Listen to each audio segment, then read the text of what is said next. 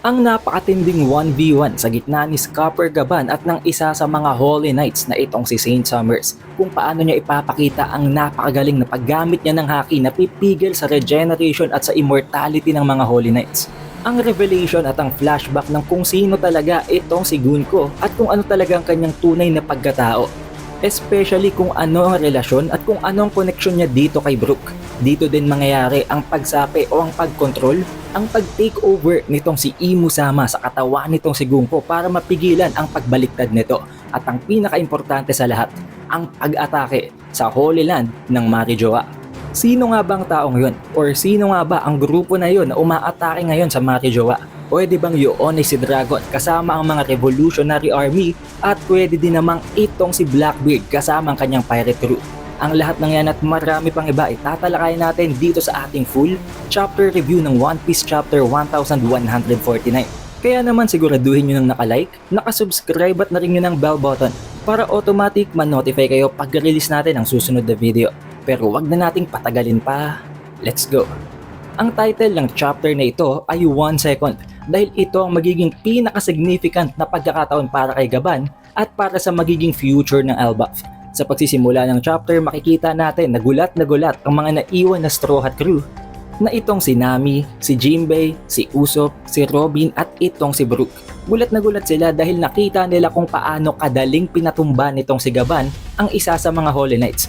Well, not actually patay na siya, pero dito pa lamang nila nakita kung paano ma-damage ang mga Holy Knights nang hindi nito nagagawang makapag-regenerate. Unang-una sa lahat, hindi nila kilala kung sino ang taong ito na napakalakas kaya naman nagtataka sila. Habang ito namang si Summers, nagsisisigaw sa sobrang sakit at dahil na nga nasurpresa siya sa ataking ginawa nitong si Gaban. Nagtatanong naman itong si Usopp kung sino daw ito. Pero itong si Gaban, ang tanging tumatakbo sa isip niya is that mapurol na daw siya. Meaning hindi itong ine-expect na mangyayari ni Gaban.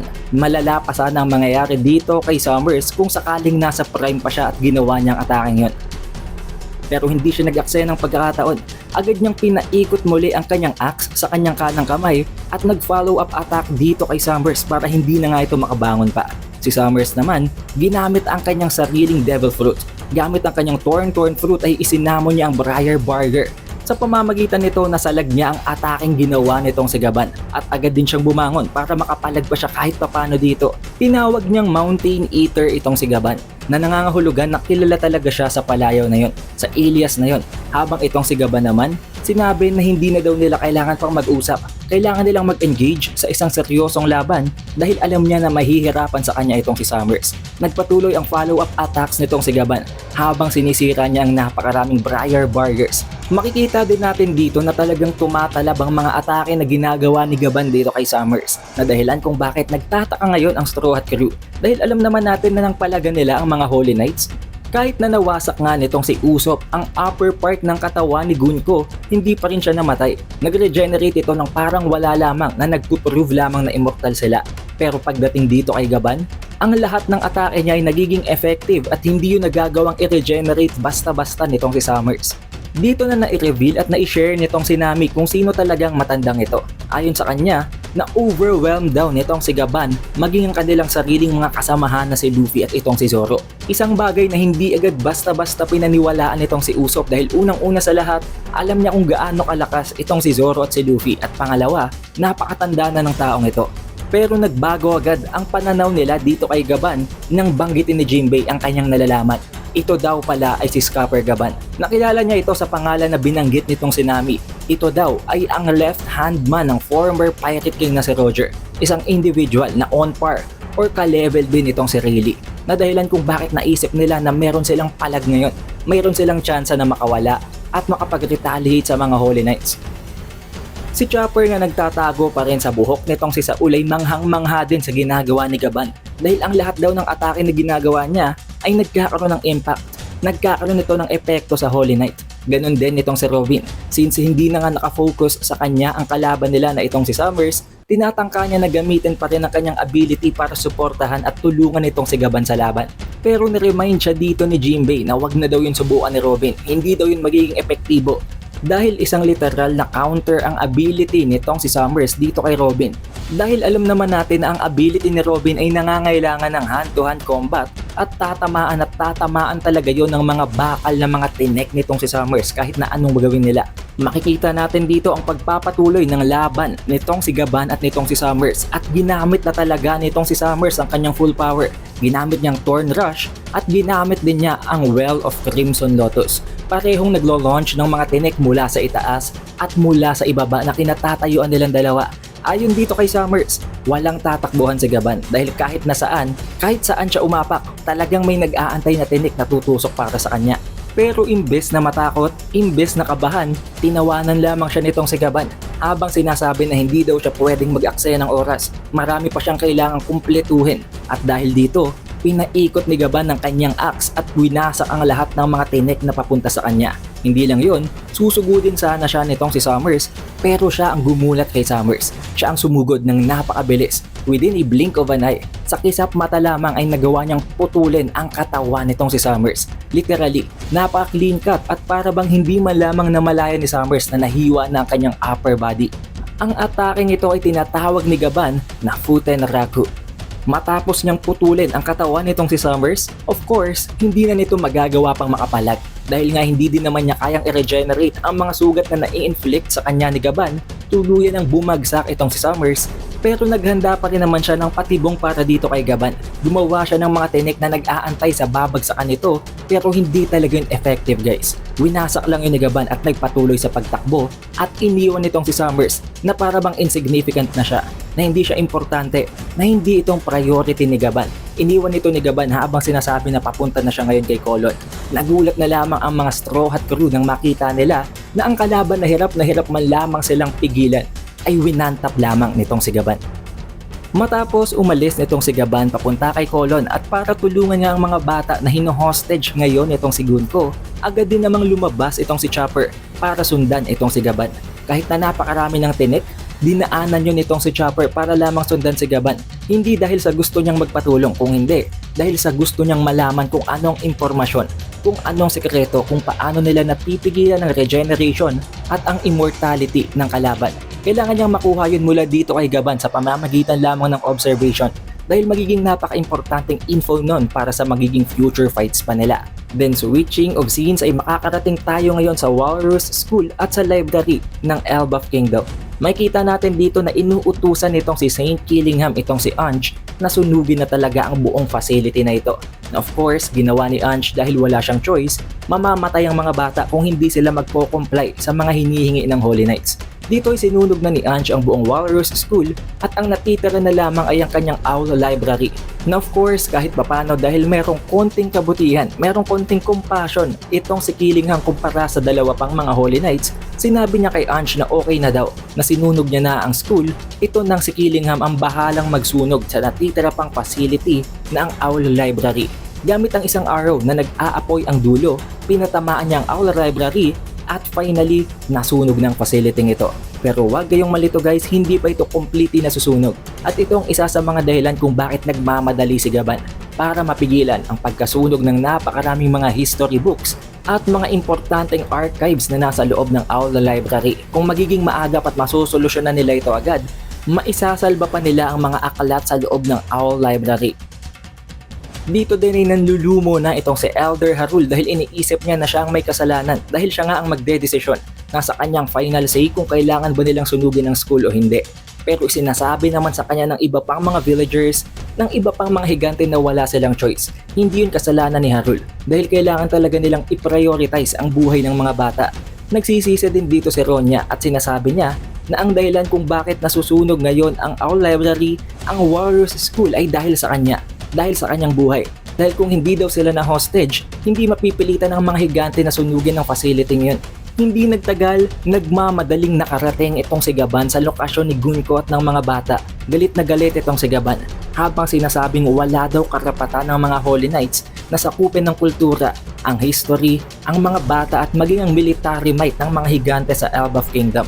Sinabi niya na pipigilan niya at sisiguraduhin niya na hindi magtatagumpay ang mga Holy Knights na ito. Ito namang si Gunko, hindi kinakabahan pero nagulat siya dahil hindi niya inaakala na ang former left-hand man ng former Pirate King na si Roger ay nasa loob pala ng Elbaf Kingdom. Tulad na lamang ng kagulat-gulat din na reaksyon nitong si Summers. Although alam nitong si Gaban na talagang hinahawakan itong si Gunko ang mga bata na kung papalag siya, papatay ni Gunko ang mga batang ito, iniisip niya na kailangan niya lamang ng konting oras. Kakayanin din niyang i-one tap, patayin itong si Gunko ng walang kahirap-hirap kapag nabigyan siya ng tamang pagkakataon. Pero dito na nagsimulang magsigawan ng mga bata. Na-excite sila at ang isa sa pinakamalaking pagkakamali dito is that nandito si Colon. Na dahilan kung bakit sinabi ng mga bata dito kay Colon na dumating na daw ang kanyang tatay. Ipinananalangin na nitong si Gaban na sana daw ay huwag sasabihin ni Colon na anak niya ito dahil alam naman niya na madumi maglaro ang mga Holy Knights. Kapag nalaman ni Gunko na anak niya si Colon, siguradong gagamitin niya itong hostage para mapigilan itong si Gaban na pigilan ang ginagawa nilang pananakop. At sa hindi inaasahang pagkakataon, kung ano pang pinakaayaw na mangyari ni Gaban ay nangyari pa talaga yon. Sa sobrang tuwa at sa sobrang pagkakampante ni Colon na dumating na si Gaban, napasigaw siya ng hooray. Dahil daw nandito na ang kanyang daddy na ang pinakamalakas na individual sa loob ng Elbaf Kingdom as of now, dahil for sure exception dito si Loki dahil sa bibig na mismo ni Gaban nang galing ang mga salita na tanging si Shanks lamang makakapigil kay Loki. Tuwang-tuwa itong si Colon na nandito na si Gaban pero ang hindi niya alam, pagkakamali na banggitin niya na anak siya nitong si Scupper Gaban. Matapos yun marinig nitong si Gunko, alam niya na agad ang gagawin. Agad niyang inatake itong si Colon at tinangka itong patayin para gamiting hostage kontra dito kay Gaban. Tinangka agad patayin itong si Gunko si Colon pero kahit papano napakabilis din talaga ng movement speed nitong si Gaban. Hiniwa niya ang arrow na yun na papunta dito kay Colon pero ang pagkakamali lang dito ni Gaban, nandun din pala nakasakay itong si Gunko na dahilan kung bakit nakalapit siya agad dito kay Colon. Habang gamit-gamit ang ginawa niyang sword gawa sa kanyang arrow, tinutukan niya ang leeg nitong si Colon habang sinasabi na kapag daw sinubukan pa nitong si Gaban na pumalag, papatay niya ang anak nito. Nang dahil dito kinailangan ng gawin ni Gaban ang pinakamahirap na desisyon sa kanyang buong buhay, ang pamili kung ililigtas ba niya ang Elbaf Kingdom o ililigtas niya ang kanyang anak. Sa loob-loob nitong si Gaban, alam niya na kailangan niya lamang ng split second. Katulad ng ginawa niya dito kay Summers, konting segundo lamang kakailanganin niya, magagawa niyang patayin itong si Gunko. Pero nandun din ang risk na magagawa ding patayin ni Gunko ang kanyang anak. Sinabihan niya itong si Colon na kailangan daw nitong maging matatag dahil isang segundo lamang ang kakailanganin niya para patayin itong si Gunko. Just 1 second, tulad na lamang ng title ng chapter na ito. And of course, since malaki nga ang tiwala nitong si Colon sa kanyang tatay, sinabi niya na okay, titigasan lamang niya sa loob ng 1 segundo at gawin niya ang kanyang tatay na si Gaban kung anong kanyang nararapat na gawin. Oo, nakataya ang buhay ng kanyang anak dito pero ang tumatakbo kasi sa isip ni Gaban dito is that kapag hindi niya ito ginawa, wala nang kahit na sinong makakapigil sa binabalak gawin ng mga Holy Knights. Dahil kung sa loob ng 1 segundong yon na magagawa niyang patayin itong si Gunko, mangangahulugan yun na matatapos nilang lahat ng kaguluhan. Mapipigilan nilang pagkasunog ng Owl Library at magagawa ng mag-retaliate ng iba pang mga higante kontra sa mga Holy Knights dahil makakawala ng mga bata sa pagkaka-hostage niya. Pero binigyan siya ng isang napakatinding paalala ni Gunko na once na makuha daw ang isang buhay, hindi na ito mababalik.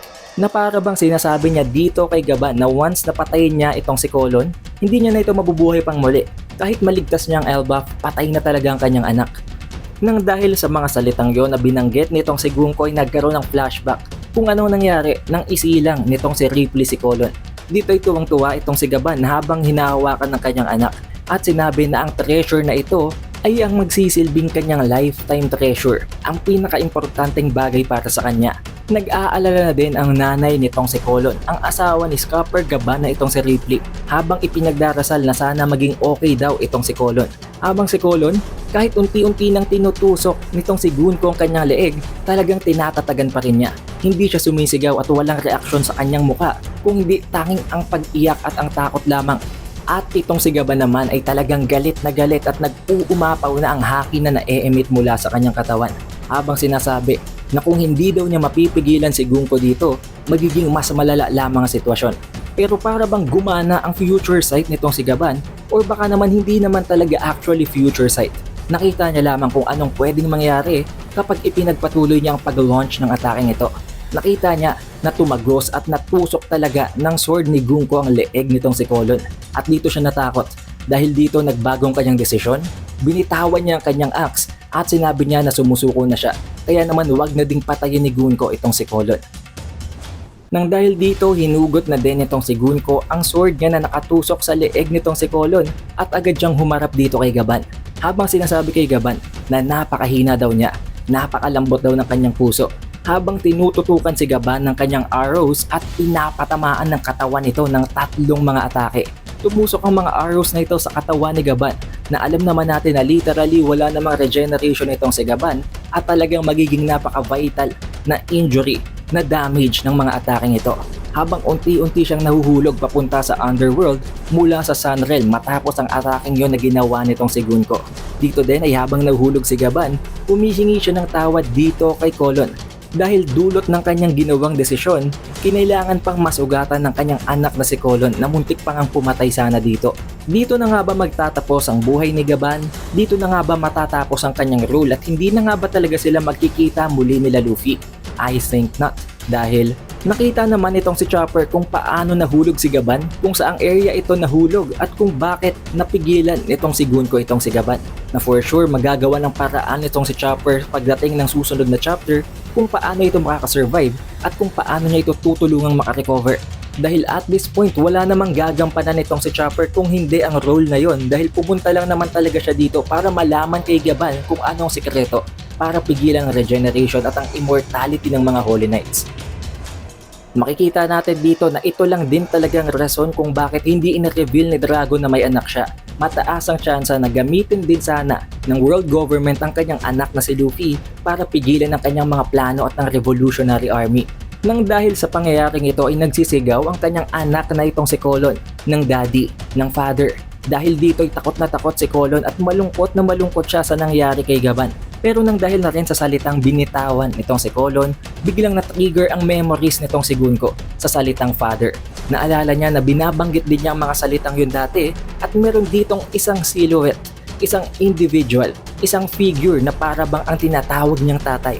At ito ay walang iba kung hindi si Brook. Although we cannot confirm just yet, makikita natin dito ang dialogue na palaging binabanggit ni Brook na ang yuhuhu at ang kanyang afro cut, ang kanyang build na matangkad, na payat, at ang sinabi niya dito na ang kanyang pangarap ay ang maging isang pirate.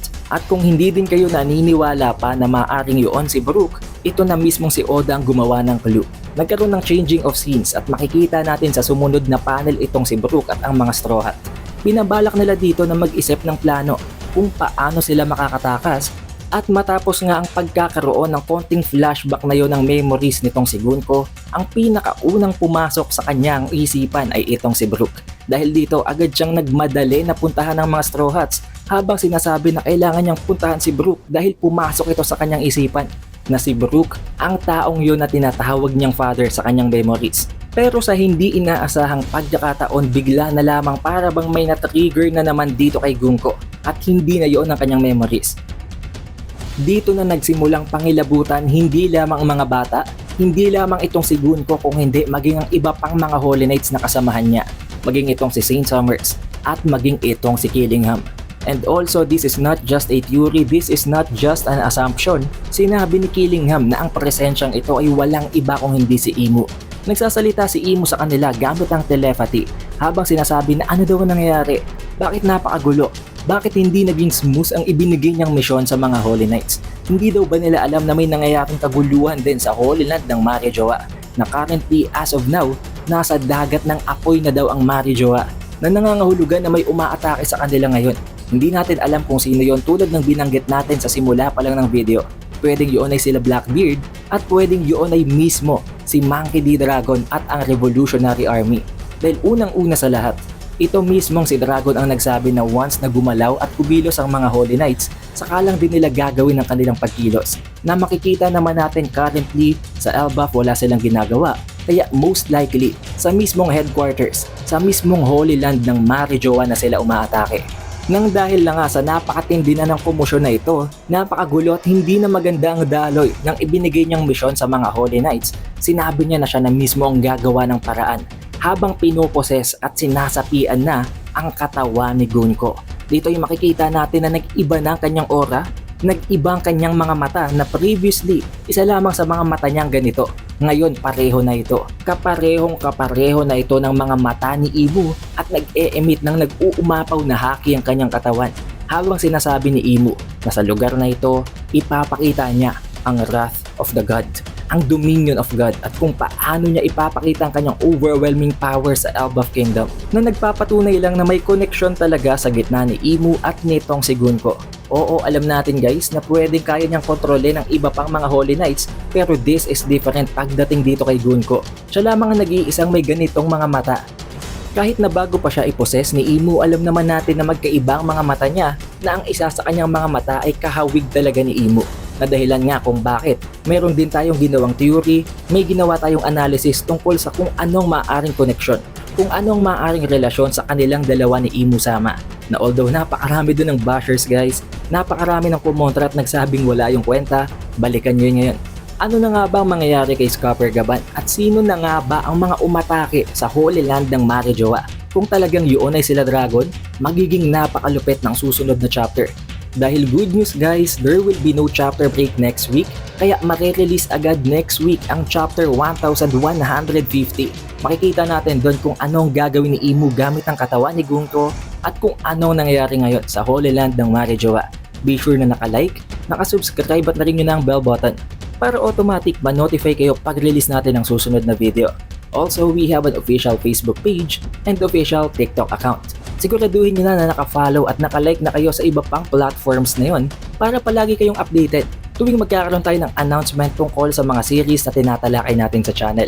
Shoutout nga rin pala guys sa napaka-solid na mga supporters natin mula sa previous One Piece video. Maraming salamat. It is The Updated Weeb and I will see you guys on the next one.